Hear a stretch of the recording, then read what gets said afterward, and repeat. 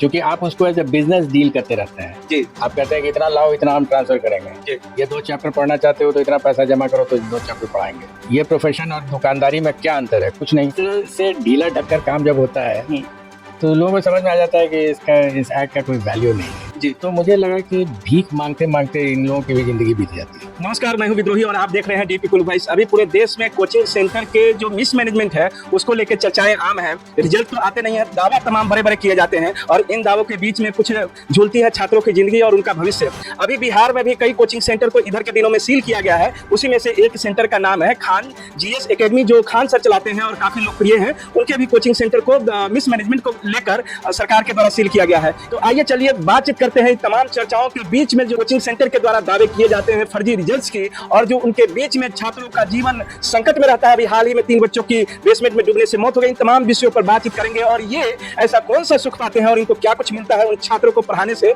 वो सब जानने का प्रयास करेंगे। सर, सबसे पहले बहुत बहुत स्वागत है आपका। धन्यवाद। सर, अभी के समय में देखा जा रहा है कि जो कोचिंग सेंटर है, बिहार में भी एक कोचिंग सेंटर जो आपके साथ में शुरू हुई थी, सुपर 30, जहां बच्चों को, that is the brain child of yours, आपने उसको शुरू किया था और वो भी आज के डेट में बंद हो गई है। वहां भी कोई पढ़ाई नहीं चल रही है, ना ही वो पढ़ाते हैं, ना ही कोई रिजल्ट का दावा कर रहे हैं, जबकि पहले बड़े बड़े दावे किए जाते थे।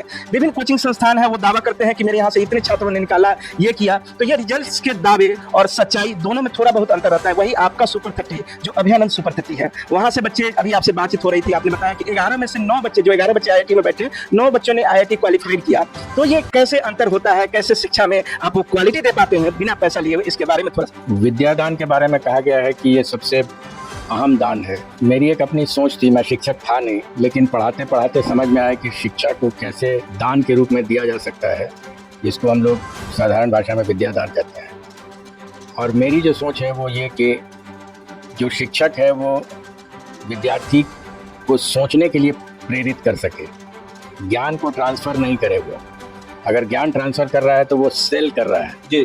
जैसे मेरे पास दुकान हमने खोल के रख दी है कि हमारे पास लेट से सोना चांदी है, वो आपको ख़रीदना है तो आप आइए और हमसे डील कीजिए। अच्छा। लेकिन विद्या वो नहीं है। तो ज्ञान, जो शिक्षा है वो व्यापार की विषय वस्तु नहीं है, बिल्कुल नहीं है। जी।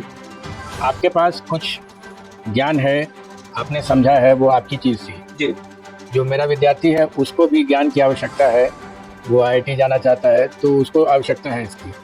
तो आप उसके अंदर एक प्रेरणा जगाएं कि वो कैसे फिज़िक्स को या मैथ्स को या केमिस्ट्री को अपने से समझ के सीख सके और जो प्रॉब्लम आया उसको सॉल्व कर सके। ये मिसिंग है और जैसे ही ये मिसिंग होता है तो जितनी विसंगतियाँ होती हैं, कुकृत्य हैं, सब उभर के आ जाएंगे। जी।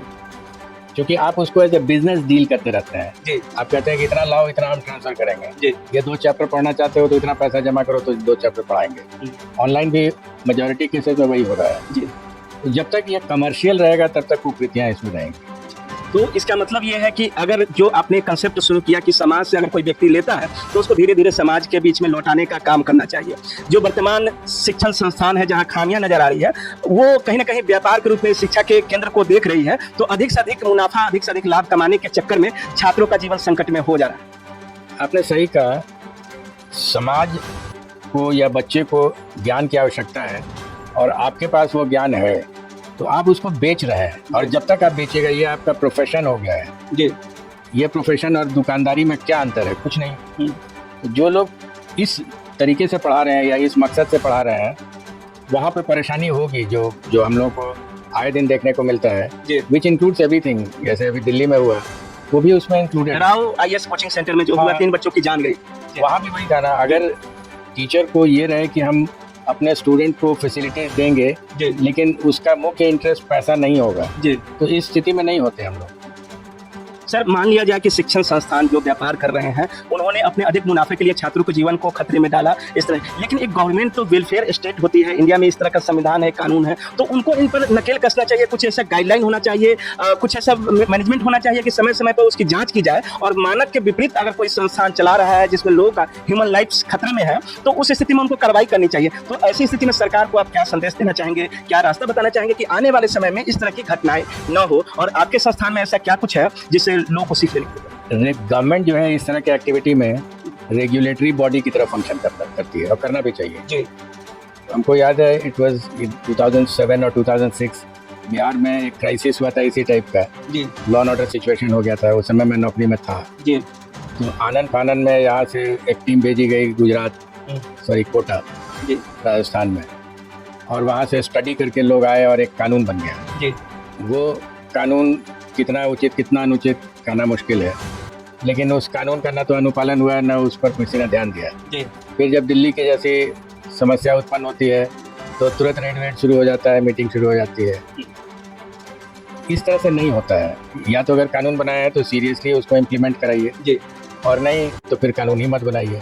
मतलब सरकार घटना होने के बाद जागती है और वो देखने से ही लगता है कि आनंद फानंद में सब कुछ हो रहा है। कोई बलि का बकरा खोज के उसको ऐसा प्रचारित कर दिया था कि हमने ये कार्रवाई कर दी, अब आप सुरक्षित हैं। लेकिन सरकार की असल मंशा ऐसी होती है, या हमारे राजनीति में जीते हुए जो प्रतिनिधि हैं उनके कानों में अगर उनकी आवाज़ सुनाई पड़ती तो शायद इस तरह की समस्या नहीं आती, आने से पहले लोग चिंता। बिल्कुल, ये जैसे ये पावर्स है, इसमें संभवतः हमको जहाँ तक याद हम पढ़े थे, जी SDM को पावर्स दिया गया था। जी फिर ये भी था कि इसके कानून में, इस एक्ट के तहत रूल्स बनेंगे। जी पता नहीं रूल्स बना या नहीं बना, ये मुझे जानकारी है कि कई कोचिंग इंस्टीट्यूट्स ने अप्लाई किया था इधर रजिस्ट्रेशन के लिए, रजिस्ट्रेशन हुआ नहीं, जी वो पड़ा रह गया उनका एप्लीकेशन। तो इस तरह से ढीला ढक्कर काम जब होता है तो लोगों को समझ में आ जाता है कि इस एक्ट का कोई वैल्यू नहीं है। जी तो उसके बाद शिक्षण संस्थान भी शिथिल हो जाते हैं। तो ऐसे में एक आम नागरिक का और हम जैसे पत्रकारों का फर्ज बन जाता है कि उन सरकारों की आंख में आंख डालकर सवाल पूछे कि आपने वक्त रहते कदम क्यों नहीं उठाया। और कहीं ना कहीं ये सरकार की फेल्योरनेस है कि इतने बड़े शिक्षण संस्थान इस तरह से मानकों को से परे हटकर अपने निजी लाभ के लिए इंसानी जीवन को खतरे में डालते हैं। सर, सबसे बड़ा सवाल है कि आप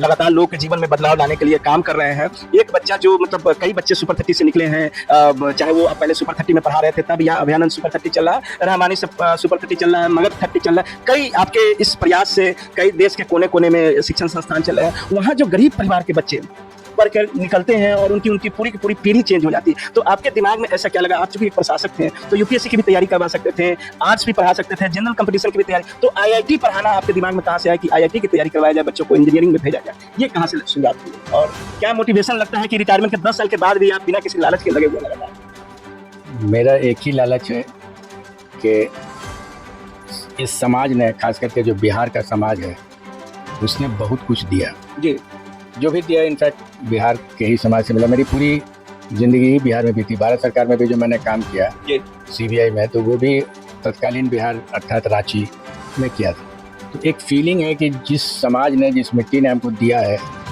उस मिट्टी को मैं वापस कर पाऊँ, जिससे कि मृत्यु शैया पर जब रहूँ उस समय एक फीलिंग हो कि मैं ऋण हूँ, मेरे ऊपर कोई ऋण किसी का नहीं बचा है।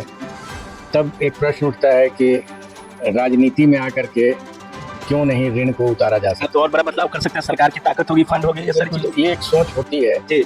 लेकिन राजनीति में जो मैंने देखा, बहुत नज़दीक से देखा जी। और एकदम नंगे रूप में देखा है राजनीति को, जी। तो मुझे लगा कि भीख मांगते मांगते इन लोगों की भी ज़िंदगी बीत जाती है। बहुत बहुत धन्यवाद सर आपका। धन्यवाद अनिल जी।